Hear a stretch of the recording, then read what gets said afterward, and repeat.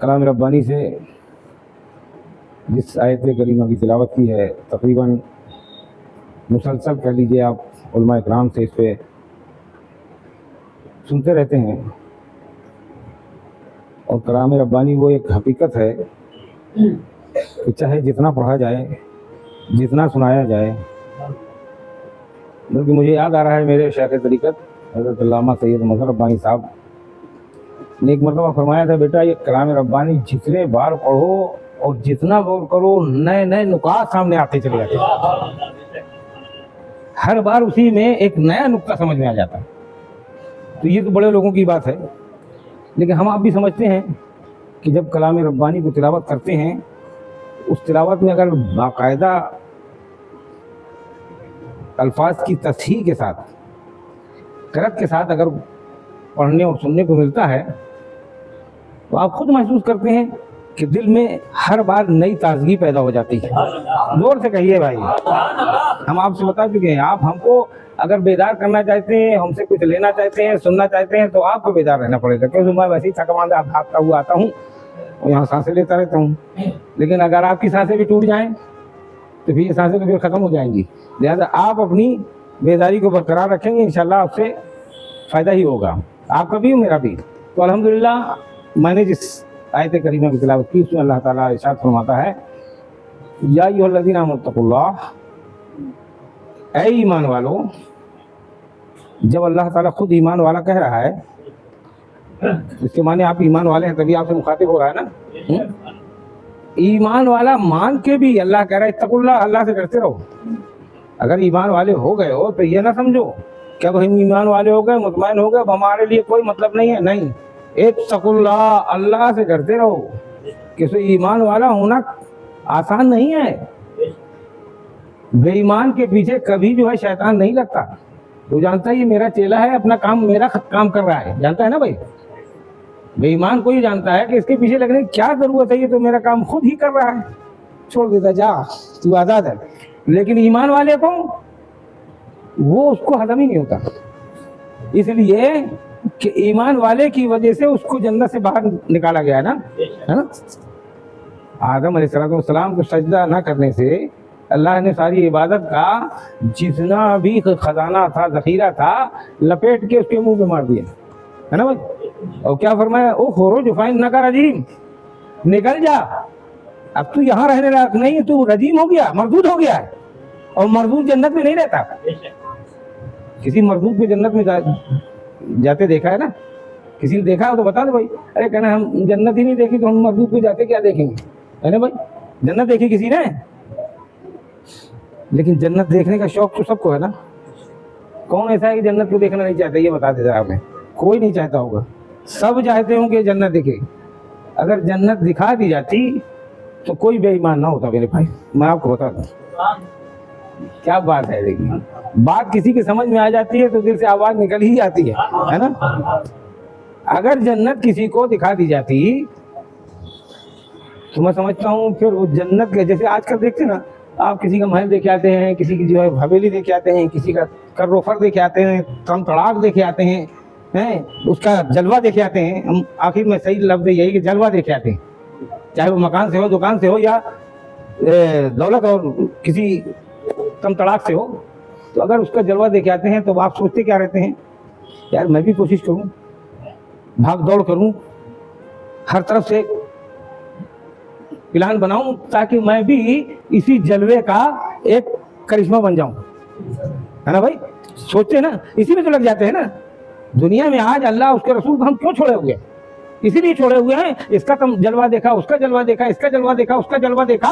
وہ جلوے چھوٹے چھوٹے جو تھے، ان کو دیکھنے کے بعد ہمارا حال یہ ہے کہ ہم سب کچھ بھول کے نہ اللہ کو یاد رکھتے، نہ رسول اللہ کو یاد رکھتے، نہ اچھائی سمجھتے، نہ برائی سمجھتے، نہ حلال سمجھتے، نہ حرام سمجھتے ہیں۔ صرف اس جلوے کے چکر میں آنکھ بند کر کے دوڑتے بھاگتے چلے جا رہے ہیں۔ نتیجہ کیا ہوتا ہے، ذالک فضل اللہ یؤتی من یشاء۔ یہ جلوہ دینا یا جلوے سے نیچے گرا دینا یا کچھ عزت دینا، بے عزت کر دینا، یہ تو اللہ کے ہاتھ میں ہے نا۔ اپنے ہاتھ میں اگر کسی کے ہوتا تو کوئی بھی نہ چاہتا کہ میرے سامنے کوئی کھڑا ہو جائے، بولو۔ اگر اپنی کوشش اور جدوجہد سے ہوتا، کتنی کوشش کرنے والے ایسے ہیں کہ ان کے جوتے گھس جاتے ہیں لیکن ترقی نام کی کوئی چیز نہیں ہوتی۔ علم فضل والے ہوتے ہیں, دولت والے ہوتے ہیں, لیکن اوپر سے نیچے چلے جاتے ہیں, ہے نا. تو کیا ہے یہ سب, کیا ہے اللہ کے ہاتھ میں ہے نا, اللہ کے ہاتھ میں ہے. لیکن بندہ اپنے ہاتھ پیر کوشش میں مارتا ہے کہ میں اپنی کوشش سے یہ کام کر لوں گا. یہ الگ بات ہے. اللہ نے بے شک ارشاد فرمایا ہے لیس علی الانسان الا ما سعی, انسان کے لیے بغیر کوشش کے کچھ نہیں ہے. کھانا بھی سامنے آ جائے تو کھانا آپ کے دیکھ لینے سے اور منہ سے کہہ دینے سے کہ منہ میں آ جا نہیں آئے گا. کسی کے پاس اگر یہ طاقت ہو تو بتا دو کہ سڑک لیا اس نے نیچے رکھا ہو اوپر سڑک لیا, نہیں, قطعی نہیں. ہاتھ لگانا پڑے گا, توڑنا پڑے گا, نوالا بنانا پڑے گا, پھر اس کو منہ میں لانا پڑے گا, پھر منہ سے چبانا پڑے گا, چبا کے پھر وہ اندر جائے گا, تب آپ کی غذا بنے گا, ہے نا بھائی. یہی ہوتا ہے نا. ہر کام کے لیے کوشش ہے, لیکن اس کوشش میں جب بندہ اللہ کے اوپر چھوڑ کر کوشش کرتا ہے, اے اللہ کوشش السعی منی واتمام من اللہ, اے اللہ میں کام کوشش کرنا میرا ہے, پورا کرنا تیرا کام ہے. جیسے حضرت ابراہیم علیہ السلام نے جس وقت خانہ کعبہ بنایا, دونوں باپ بیٹوں نے مل کر, حضرت ابراہیم خلیل اللہ, حضرت اسماعیل نبی اللہ علیہ السلام نے خانہ کعبہ کی تعمیر کی نا. پتھر لا کے حضرت اسماعیل دیتے تھے, حضرت ابراہیم علیہ السلام کاریگری کا کام کرتے ہوئے پتھر جماتے چلے جاتے تھے, خانہ کعبہ کو بلند کرتے چلے جا رہے تھے, ہے نا بھائی. بنایا, کوشش کی, سب کچھ کیا, لیکن اس کے بعد بھی کیا کہا, ربنا تقبل منا انک انت السمیع العلیم, اے اللہ بنا ہم نے لیا ہے, قبول کرنا تیرا کام. کہا تھا نا. تو کوشش تو اپنا کام ہے, جدوجہد کرنا ہمارا کام ہے, لیکن جدوجہد میں اتنے مصروف ہو جانا کہ اللہ کو بھول جانا, رسول اللہ کو بھول جانا ہے, دین کو بھول جانا, دین سے بے رغبتی کر لینا, اور آنکھیں بند کر کے بھاگتے رہنے کا نتیجہ کیا ہوگا, آنکھ بند کر کے جو چلتا ہے صحیح سلامت منزل تک پہنچتا ہے. بتاؤ کسی نے دیکھا ہو کہیں نہ کہیں وہ بھڑ جاتا ہے, اور بھڑ جاتا ہے تو وہ ہلکی چوٹ ہوتی, لیکن کہیں کہیں وہ کسی غار میں گڈھے میں بھی گر جاتا ہے, منہ ٹوٹ جاتا ہے. نتیجہ کیا ہوتا ہے, جس کام کے لیے چلا تھا وہاں تک پہنچا نہیں, پہلے ہی سے سارا کام کھیل ختم ہوتا ہے نا. تو اللہ نے جدوجہد کے لیے کہا, لیکن جدوجہد کے ساتھ ساتھ اللہ اس کے رسول کو بھولنے کو نہیں کہا. ہر کام میں جب آپ کام کرو, اللہ کے رسول نے تو فرمایا کسی بھی بڑے مصیبت میں یا کسی بڑے کام کے لیے کرو, استخارہ کر لو, مشورہ کر لو. مشورے سے آدمی کبھی شرمندہ نہیں ہوتا, اس لیے مشورہ کر کے کام کیا تھا. اب کوئی یہ نہیں کہے گا یار اس کی عادت ہی ایسی ہے, یہ ویسا نہیں کہے گا, ارے یار سب سے تو مشورہ کیا تھا لیکن اب اس کی نہیں ہو پایا, شرمندہ نہیں ہوا نا. استخارہ کر لو, 2 رکعت نماز پڑھو, استخارہ کی دعا کرو, اللہ کے دربار میں پیش کر دو کہ مالک مولا یہ کام میرے حق میں بہتر ہے یا بدتر ہے, میں نہیں جانتا, مجھے نہیں علم ہے, لیکن تو جاننے والا, تو علیم و خبیر ہے, تیرے نزدیک سب کچھ تیرے سامنے ہے, لہذا مالک مولا ہم نے تو استخارہ کر لیا ہے, اب جو بہتر ہو میرے حق میں وہ تو فرما. جب یہ کرتا ہے بندہ تو استخارے کی بدولت کیا ہوتا ہے, آپ بہت اچھا سمجھ رہے ہیں کسی چیز کو کہ یہ چیز ہمیں مل جائے تو پھر کیا ہے, وارے کے نہیں آ رہے ہوگے, پھر ہمیں کسی کی ضرورت نہیں ہے, آپ یہ سمجھ رہے ہیں. لیکن اللہ کو معلوم ہے کہ یہ تمہیں ملنے کے بعد تمہاری مصیبت کا, پریشانی کا اور حادثات کا سبب بن جائے گا. تو اللہ اس استخارے کے صدقے میں آپ کا دل و دماغ خود پھیر دیتا ہے, خود پھیر دیتا ہے. آپ کے جو دل میں ایک دم سے لالچ پیدا ہوئی یا خواہش پیدا ہوئی یا محبت پیدا ہوئی کہ فلاں چیز مل جائے, لیکن ایک استخارہ کیا اور وہ آپ کے حق میں بہتر نہیں ہے, تو اللہ تعالیٰ آپ کے دل کو مولڈ کر دیتا ہے, دل کو ادھر سے نفرت دے دیتا ہے. ارے چھوڑو یار اس کے چکر میں پڑے ہو, چلو دوسری چیز دیکھے. یہ آپ کے فائدے کے لیے ہوتا ہے. تو عزیزان محترم, اللہ کا اگر آپ کا رابطہ رہتا ہے ہر کام میں کامیابی ہی کامیابی ملتی ہے, اور اللہ سے رابطہ ٹوٹا آسمان کی بلندی سے نیچے آتا آدمی, رکاوٹ کچھ نہیں ہوتی, پھر سیدھے بلندی سے پستی میں آتا ہے. لہذا عزیزان محترم, اللہ تعالیٰ نے فرمایا اتقوا اللہ, اللہ سے ڈرو. اللہ سے ڈرو گے تو اللہ تعالیٰ تمہاری ہر اچھی بری چیز پر نظر رکھتے ہوئے تم کو ساری برائیوں سے محفوظ رکھے گا. اور اس کے بعد کیا فرمایا, وَكُونُوا مَعَ الصَّادِقِينَ, ایمان والے بھی بنو اور سچوں کے ساتھ بھی ہو جاؤ. اللہ سے ڈرو بھی اور سچوں کے ساتھ بھی رہو. اس لیے کہ ایمان والے ہو گئے, اللہ سے ڈرنے والے بھی ہو گئے تھے, لیکن کچھ دوست ایسے مل گئے, کچھ احباب ایسے مل گئے کہ جو اللہ اس کے رسول سے بالکل بدظن, بالکل بے بہرا, کوئی توجہ نہیں، ان کے ساتھ رہنے لگے۔ رہتے رہتے کیا ہوگا؟ صحبت صالح ترا صالح کنت، صحبت صالح ترا صالح کنت۔ اچھے کی صحبت اچھا بناتی ہے نا۔ ایک شخص ہے جو ادھر ادھر پھرتا رہتا ہے، مسجد کے امام صاحب کے پاس بیٹھنے لگا، اٹھنے لگا، ان کے کام کرنے لگا، یقینی محبت ہو جائے گی۔ جب محبت ہو جاتی ہے تو اس کی گفتگو کو بھی وہ غور سے سنتا ہے۔ جب غور سے سننے لگے گا تو امام کبھی اللہ کا ذکر کرے گا، رسول اللہ کا ذکر کرے گا، کبھی جنت کی باتیں بتائے گا، کبھی جہنم کا خوف دلائے گا۔ بولیے کرے گا نہیں کرے گا؟ اور جب یہ کرے گا تو وہ سننے والا جس کو کچھ بھی نہیں معلوم تھا، جو ایک سادہ پیپر تھا، کوڑا کاغذ تھا، اب اس کوڑے کاغذ میں جنت کی باتیں بھی آنے لگی، اس کوڑے کاغذ میں محبت رسول کا ذکر بھی ہونے لگا، اس کوڑے کاغذ میں تحریر اللہ کی جو ہے وحدانیت کی بھی ہونے لگی۔ جب یہ سب ہونے لگے گی تو عزیزان محترم آپ خود اندازہ کر لیجئے، خود سوچ لیجئے کہ اس کے دل میں جب یہ تحریریں رقم کرنے لگیں گی تو سبحان اللہ پھر جنت کے نشے میں وہ جھومتا رہے گا، اللہ اس کے رسول کی محبت کے الفت میں وہ ایک کیفیت میں رہے گا، وحدانیت کا اس کو اندازہ ہوگا کہ واقعی اللہ تعالیٰ ایک ہے۔ اگر ایک نہ ہوتا تو یہ ساری کائنات نظام کے اندر نہ چلتی۔ آپ خود سوچ لیجیے، دو خدا ہوں تو کیا ہوگا؟ ایک خدا کہے گا آج میں سورج کو مغرب سے نکالوں گا، دوسرا کہے گا میں مشرق سے نکالوں گا۔ اب ایک سورج کیا ہوگا اس کا؟ بولو بھائی، یا پھر دونوں خدا الگ الگ سورج بنا لیں اگر مان لیجئے تو آ کے ٹکرائیں گے تو نتیجہ یہ ہوگا کہ نظام زندگی درہم برہم، کہیں پر رات ہو جائے گی، کہیں دن ہو جائے گا، کہیں کچھ ہو جائے گا، کہیں کچھ ہو جائے گا۔ یہ مطلب یہ ہے کہ ایک خدا کی وحدانیت کا اقرار کرنے کے لیے آپ کے لیے نظام زندگی موجود ہے۔ چاند اپنے وقت سے نکلتا ہے، وقت پہ ڈوبتا ہے، وقت سے چاند کی جو ہے کبھی 29 اور 30 کے علاوہ 31 میں کوئی چاند نکلا ہے؟ بولو بھائی، یا 28 میں نکل گیا ہے؟ نہیں نکلا۔ جو تاریخ مقرر اسی میں نکلتا ہے۔ سورج جو اس کا وقت ہے طلوع کا اسی وقت پہ نکلتا ہے، اور جو غروب کا وقت ہے اسی میں جا کے ڈوبتا ہے۔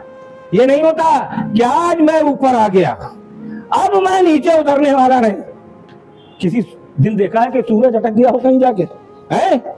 ارے میرے بھائی بولتے جاؤ یار، نہیں دیکھا ہوگا۔ سورج اپنی جگہ پہ آنے کے بعد رک جائے یہ ممکن اس لیے نہیں کہ اللہ کا حکم ہے کہ تجھے اس منزل کو طے کرنا ہے، ٹھہرنے کا حکم نہیں دیا گیا، لیکن جہاں ٹھہرنے کا حکم دیا گیا وہاں ٹھہر بھی گیا۔ سبحان اللہ، وہاں ٹھہر بھی گیا۔ جب ڈوب گیا تھا، علی کی نماز قضا ہو گئی تھی، مصطفیٰ جان رحمت نے انگلی کا اشارہ کیا تھا تو سورج اس جگہ پہ ٹھہر گیا تھا جہاں عصر کا وقت آتا ہے، اور جہاں عصر کا وقت آتا ہے جب وہاں ٹھہر گیا تھا تو اب سوال کرو کہ سورج تیرا کام تو سفر کرنا ہے، طے کرنا ہے، تو ٹھہر کیوں گیا؟ کہا میں ٹھہرا نہیں ہوں، مجھے مصطفیٰ نے ٹھہرایا ہے۔ اللہ والی کی شان بھی اللہ دکھاتا ہے کہ جو مجھ سے ڈرتا ہے، جو ایمان لاتا ہے، جو تقوی اختیار کرتا ہے، اور جو اچھوں کا ساتھ کے ساتھ رہتا ہے۔ مصطفیٰ جان رحمت کو اچھوں کے ساتھ رہنے کی مثال بتاؤں میں؟ مصطفیٰ جان رحمت تو اکیلے تھے نا، بولے بھائی، صدیق اکبر ہوں، فاروق اعظم ہوں، عثمان غنی ہوں، حضرت مولا علی مشکو کے شاہ ہوں، صحابہ اکرام ہوں، اولیاء اکرام ہوں، غوث الورا ہوں، خواجہ غریب نواز ہوں، ان کا ساتھ اچھوں کا ساتھ ہم آپ تو پکڑ سکتے ہیں نا، لیکن مصطفیٰ تو اکیلے تھے نا۔ اس وقت کوئی کچھ پیدا نہیں ہوا تھا، تو اچھوں اور سچوں کا ساتھ مصطفیٰ کو کہاں سے ملا؟ سبحان اللہ کہیے۔ جیسے ہی اللہ نے پیدا کیا نور محمدی کو، نور محمدی نے رب کو سجدہ کر لیا، اور اسی رب کی رحمت کی آغوش میں سال ہا سال نہیں لاکھوں سال اللہ کی تسبیح کرتا رہا، سچے کے ساتھ رہا۔ اللہ سے بڑا سچا کوئی ہے؟ بولے بھائی، اللہ سے بڑا کوئی سچا ہے؟ جب اللہ کے ساتھ مصطفیٰ نے گزارے تو ایسا بھی وقت آیا کہ اللہ نے اس اپنے بندے کو اپنا قرب اتنا نصیب کیا کہ اللہ نے اس کو احمد، اللہ نے حمد سے مصطفیٰ کو احمد بنا دیا، حمد والے نے مصطفیٰ کو احمد بنا دیا، اور جب دنیا میں آیا محمد بنا دیا۔ عزیزان محترم، اللہ تبارک و تعالیٰ نے کہا سچوں کے ساتھ رہو۔ کیوں رہو؟ اس لیے غوث الورا کے ساتھ رہو، غریب نواز کے ساتھ رہو، حضرت نقشبندی رحمۃ اللہ علیہ کے ساتھ رہو، ख्वाजा पिया के शेख आदम सैयदना उस्मान गनी रजी अल्लाह तआला, उस्मान हारूनी रहमतुल्लाह अलैह के साथ रहो। क्या मतलब है? ये अच्छे हैं, ये सच्चे हैं, ये अल्लाह के बरगुज़ीदा हैं, और बरगुज़ीदा के साथ रहने के लिए हज़रत मौलाना रूम उनका वाक़या याद है ना, अभी पिछले जो में बयान किया था। ये वही है जो रूमी किताब लिख रहे थे और हज़रत शम्स तबरेज़ ने उस किताब को पानी में डाल दिया था, याद है ना भाई? इशारा कर रहा हूँ, पानी में डाल दिया था, और जब आप नाराज हुए तो आपने पानी से निकाला, सूखी किताब निकाल दी थी, पूछा था ये क्या है, कहा ये तुम्हारे समझने की चीज नहीं, यही कहा था ना। फिर उसके बाद उनके अंदर जो इल्म का, गुरूर का, तकब्बुर का नशा था, उसको उतारने के लिए शराब सर पे रखे चौराहे तक लाए थे, और शराब जो वहां से चली थी, कहां से? मैखाने से। तब तो शराब थी, लेकिन हजरत शम्स तबरेज़ की नजर उस शराब के मटके पर बराबर पड़ रही थी। उस नजर ने अल्लाह के फज़ल करम से उस शराब को तौहीद की मैं ने बदल दिया, और जिससे वो नहाए, जब मटका फोड़ दिया गया, नहाए, आपने सुना था ना, जब नहाए तो आप जितना भी कसावत थी अंदर की, है, गुरूर था, तकब्बुर था, नखुवत थी, सारी की सारी उस वहदत की मैंने धो दी। और हज़रत मौलाना रूम रक्स करके यही तो कह रहे थे कि आज मैं अपनी सारी इल्मी सलाहियत से कुछ न बन सका, लेकिन एक अल्लाह वाले की नजर ने मुझे रूमी बना दिया। अज़ीज़ान मोहतरम, अल्लाह वालों की शान है। गौस पाक रज़ी अल्लाह तआला अन्हु ने कितनों का, गौस पाक की अगर विलायत की और उनकी करामत की बात की जाए तो अल्लाह ने वो मर्तबा अता फरमाया था कि तमाम अंबिया में सैयदुल मुरसलीन, सरवरे कायनात, तमाम औलिया में सैयदुल औलिया, सरताजुल औलिया गौसुल आज़म रज़ी अल्लाह तआला है, जिन्होंने मुर्दों को भी जिंदा किया। अब वक्त नहीं इजाजत दे रहा, वरना कितने वाकयात बता देता। पूरी कौम, कुर्द कौम, सिर्फ इसीलिए पूरी आपके हाथ में मुशर्रफ इस्लाम हो गई थी कि एक मरतबा वहाँ का राहबर आया ईसाई, और वहाँ बगदाद में ऐलान करने लगा, कुर्द में ऐलान करने लगा। आप वहां से गुजर रहे थे, ऐलान क्या कर रहा था कि मोहम्मद रसूलुल्लाह से मेरे नबी हजरत ईसा अलैहिस्सलाम बुलंद वाला है। अब सब भीड़ लगी थी, आप गुजर हुआ, आपने पूछा क्या बात है, क्या कह रहे हैं? कहने लगे ऐसा तो दावा कर रहा, आप गए, कहने क्या कह रहा है? मैं ये कह रहा हूं मेरे ईसा अलैहिस्सलाम मोहम्मद अरबी सल्लल्लाहु अलैहि वसल्लम से बुलंद थे। कहा क्यों कहता है? इसलिए कि वो मुर्दों को जिंदा कर देते थे, वो मुर्दों को जिंदा कर देते थे, जबकि आका इस्लाम के भी वाक़यात बहुत से थे जो मुर्दों को जिंदा किया। हज़रत जाबिर रज़ी अल्लाह तआला के बेटों को जिंदा किया, है ना, ये सब वाक़यात हैं। लेकिन उन्होंने ये नहीं कहा, गौस पाक ने कहा अच्छा मुर्दों को जिंदा कर देने से तेरे नबी मुस्तफ़ा से बुलंद हो गए? कहा ये तो काम मैं उनका गुलाम मैं कर सकता हूँ, ये तो मैं कर सकता हूँ। कहा अगर तुम कर दोगे तो हम सब मुसलमान हो जाएंगे। अल्लाह समझ ले, कहा चल बता किस कब्र में तुझे किसको खाना है? ये पुरानी कब्र में ले गया, कहा इससे मुर्दे को निकालो। कहा खाली मुर्दे को निकालूं या जो काम करता था उस काम के साथ निकालूं? अल्लाह समझ। जैसे ही आपने कहा कुम बिइज़्निल्लाह, है मुर्दे मैं कह रहा हूं कि अल्लाह के हुक्म से खड़ा हो जा। अल्लाह समझ, कब्र शक हुई, मुर्दा बाहर, मुर्दा बाहर, और काहे के साथ? सिरंगी तार लेके, जो काम किया करता था उसके साथ आया। कहा तू ठीक है? कहा ठीक हूँ, जा चला जा वापस। सुभान अल्लाह। एक पूरी कौम कुर्द की आपके हाथ में मुशर्रफ इस्लाम हो गई। अल्लाह वालों को अल्लाह ताला ने ये शान दी है, वक्त की इजाजत नहीं है। अल्हम्दुलिल्लाह गौस पाक रज़ी अल्लाह तआला अन्हु का महीना चल रहा है। आप 11वीं शरीफ की दावतें भी खा रहे होंगे, और नहीं खा रहे हैं तो आखिर में तो बहुत तेजी से खाना पड़ेगा। कुछ लोग शुरू में कर लेते हैं, लेकिन बाद में जब उनको याद अरे खत्म होने जा रहा, फिर देखिए आप आपकी 2-2, 3-3 दावतें इकट्ठा हो जाती हैं। ये क्या है? गौस पाक आज जिंदा नहीं है। हजारों रहमतें ऐ अमीरे कारवां तुझ पर, हजारों रहमतें ऐ अमीरे कारवां तुझ पर, फना के बाद भी बाकी है शान रहबरी तेरी, फना के बाद भी बाकी है शान रहबरी तेरी। वमा अलैना इल्ला